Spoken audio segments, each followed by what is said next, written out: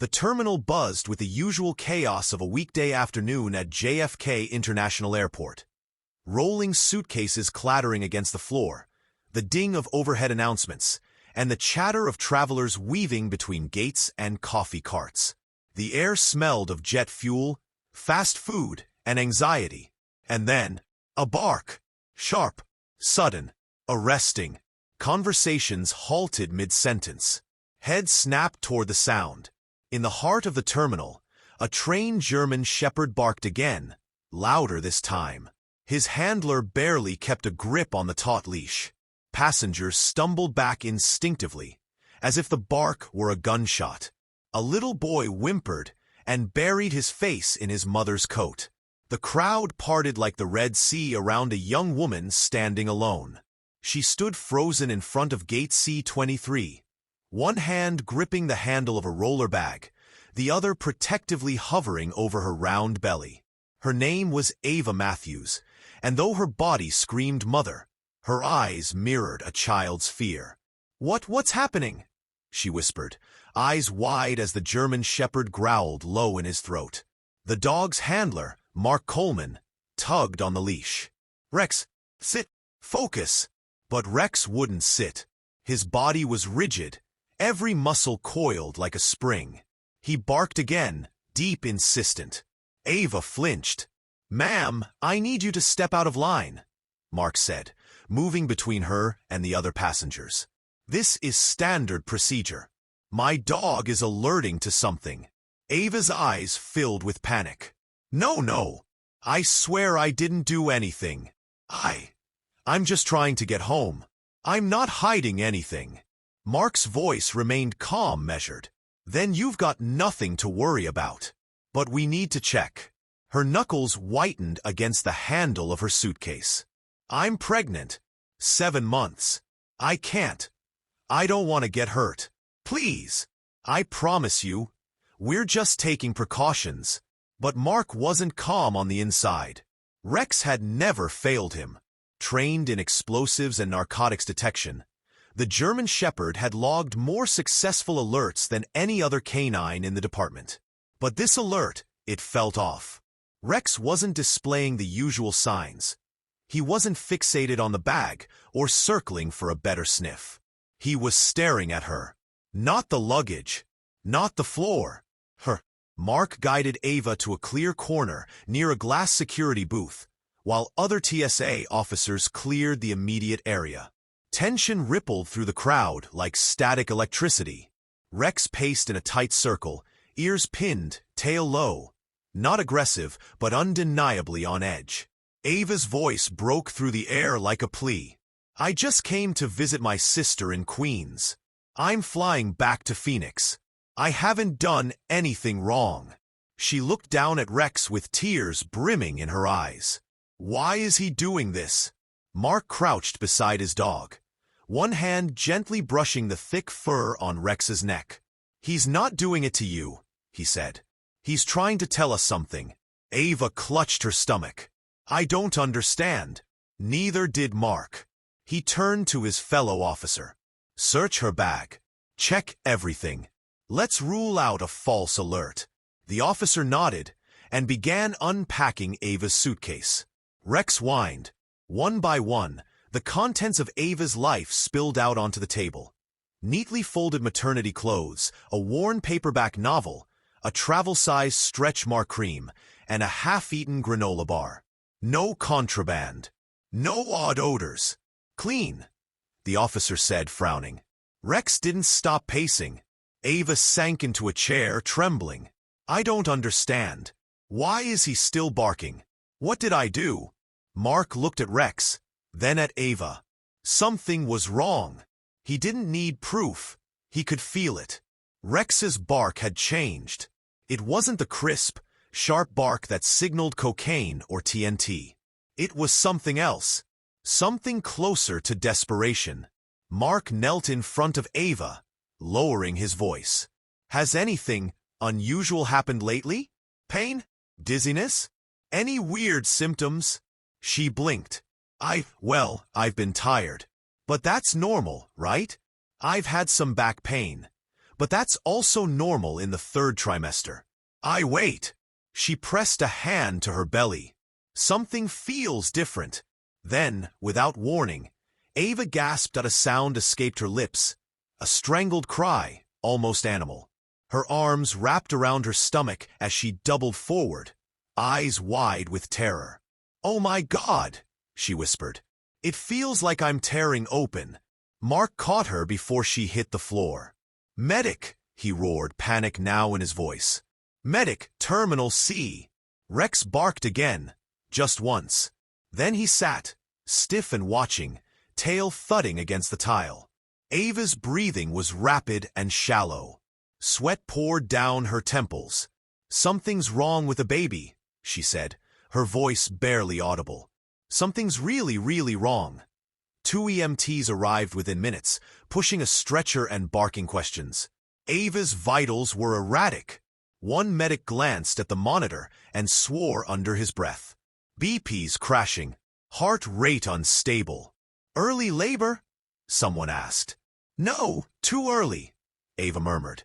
"It's not contractions. It's different. It hurts." One EMT nodded grimly. "Uterine rupture's a possibility. We need to get her out of here." Rex whined again and began pacing near the medics, eyes locked on Ava. One of the EMTs looked at Mark. "That dog, how the hell did he know?" Mark didn't answer, because deep down, he didn't know either. Chapter 6. Waiting room silence. The ambulance sped away, lights screaming through traffic. Mark stood in the echoing quiet of the now-cleared terminal, leash still in hand. Rex sat by his side, head low, eyes heavy with worry.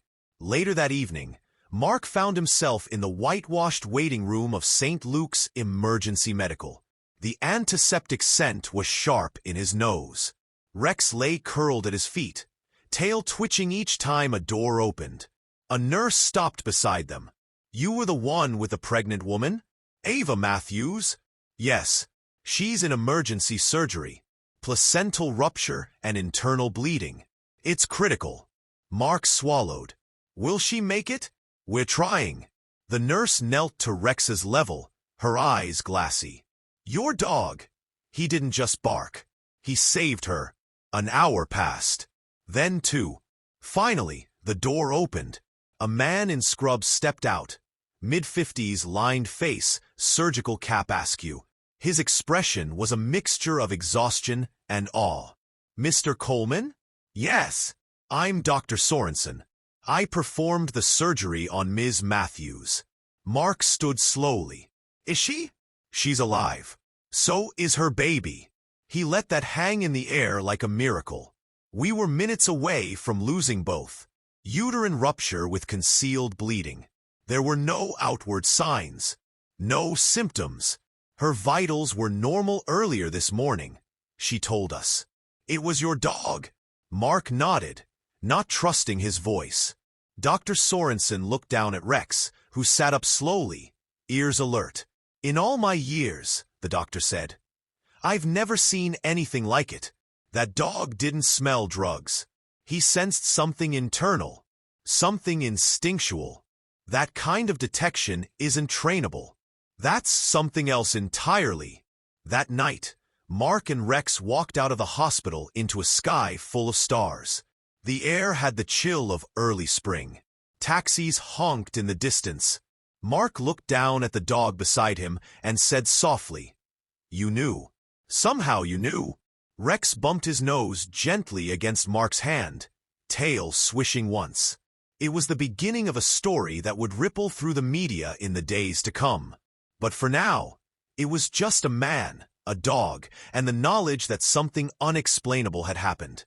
And someone, 2 someones, were alive because of it.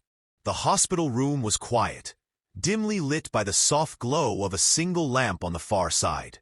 Machines beeped steadily, echoing like slow heartbeats through the silence. The first rays of morning sunlight crept across the floor. Ava Matthews stirred in the bed, her hand instinctively moving to her stomach. For a moment, she couldn't remember why she was there. And then it came in a rush. The pain, the airport, the bark the terror, and the silence after. Her other hand reached out blindly. A nurse appeared almost instantly, soothing her. "The baby's okay," the nurse whispered. "You're okay. You're safe now." Ava's eyes flooded with tears.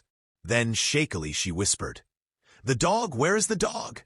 2 hours later, Mark stood just outside the hospital room, uniform slightly wrinkled, holding a warm cup of bad vending machine coffee. Rex sat beside him, tail curled neatly around his paws. The nurse peeked out the door and smiled. "She's awake." She asked for him. Mark looked down at Rex. "You ready to meet your biggest fan?" Rex tilted his head in response. Mark chuckled and gave a soft command. The dog stood and followed him into the room. Inside, Ava sat propped up by pillows, pale but smiling. Her eyes locked onto Rex the moment he entered. Her breath hitched. "That's him," she whispered. "That's the one." Mark nodded, unsure what to say. Rex padded over to the side of the bed, slow and respectful. Ava reached out, tears sliding down her cheeks, and let her fingers brush his fur. "I don't know how you knew," she said, her voice breaking. "But you saved us." Rex leaned into her touch, eyes half closing. "I was dying," she whispered. "I could feel it. I knew something was wrong. But I thought no one would believe me. I thought I'd just faint and never wake up." Mark swallowed the lump in his throat. "You didn't have to believe yourself," he said softly. Rex already knew. Later that day, the hospital let Rex stay in a designated therapy room while Ava rested.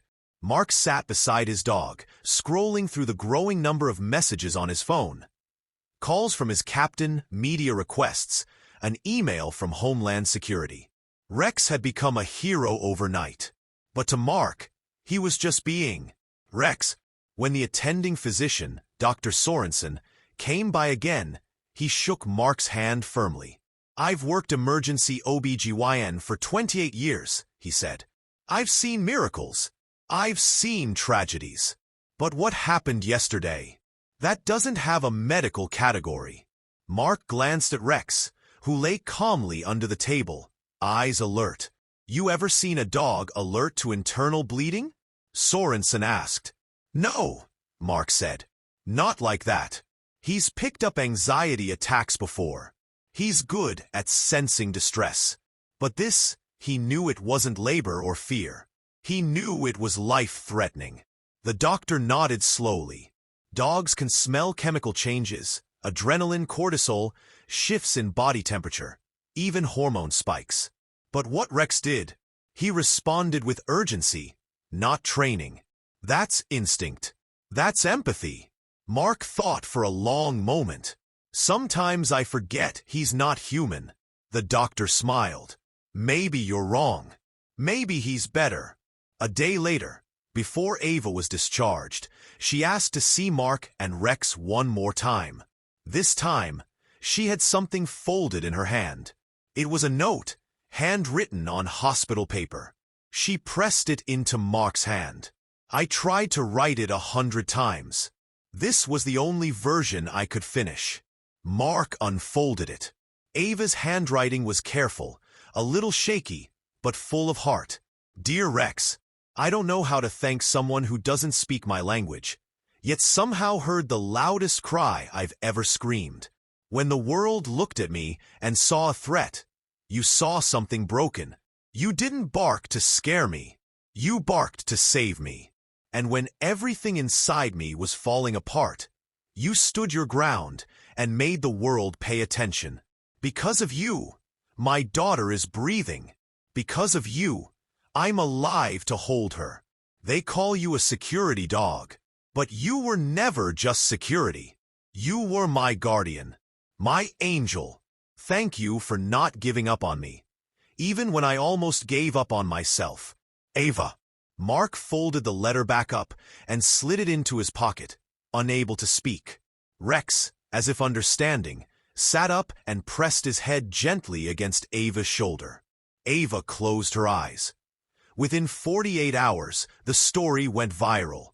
A bystander had filmed the original incident at the airport. Rex barking, the panic, Ava collapsing, and uploaded it to social media with the caption, "We thought she was a threat. The dog knew she needed help."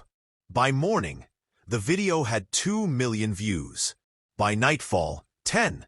National news outlets called it the bark heard around the world. Time magazine ran a feature on Rex under the headline, "The dog who saw what we couldn't." Emails flooded the department. Some from other handlers praising Rex, some from mothers who said the story made them cry, and a few from scientists asking to study his sensory range. But for Mark, it wasn't about the headlines. It was about the quiet moment in the terminal when he chose to listen, not to the rules, not to protocol, but to the dog who refused to stop barking. And that choice had saved 2 lives. A week later, Ava walked out of St. Luke's Hospital, her newborn daughter bundled in a pink blanket. Waiting at the curb was Mark and Rex. Ava approached slowly. The baby made a soft sound, almost like a sigh, as she reached the pair. "I named her Grace," Ava said softly, "because it's what you gave me." She knelt carefully, letting Grace's tiny hand brush against Rex's head. "He's the first person she ever saved," Mark said with a smile. "Pretty good track record for a newborn." Ava laughed, wiping her eyes. Mark reached into his jacket and handed her the folded note. "She'll want to read this one day," he said. "She'll need to know about the day her life was saved by a bark." Epilogue: The Bond. Months later, Rex retired from active airport duty. But his life was far from quiet. He became a certified therapy dog, visiting pediatric wards, maternity centers, and even training sessions for new handlers. His story became part of K-9 curriculum across the country. And sometimes, just sometimes, Ava would bring Grace to visit. She'd sit cross-legged on the floor, baby in her lap, Rex curled beside them, his big head resting on Ava's knee. And they'd just sit there, woman, child, and dog. No words, no commands, just a bond born in a moment of fear, sealed by trust, and remembered forever. Because sometimes, heroes don't wear capes. Sometimes they just bark. Because sometimes, heroes don't wear capes. Sometimes they just bark. Because sometimes, heroes don't wear capes. Sometimes they just bark. If you were moved by this incredible story, don't forget to like, share, and subscribe. Turn on the notification bell so you never miss an amazing tale like this. Stay with us for more heartwarming and unbelievable stories.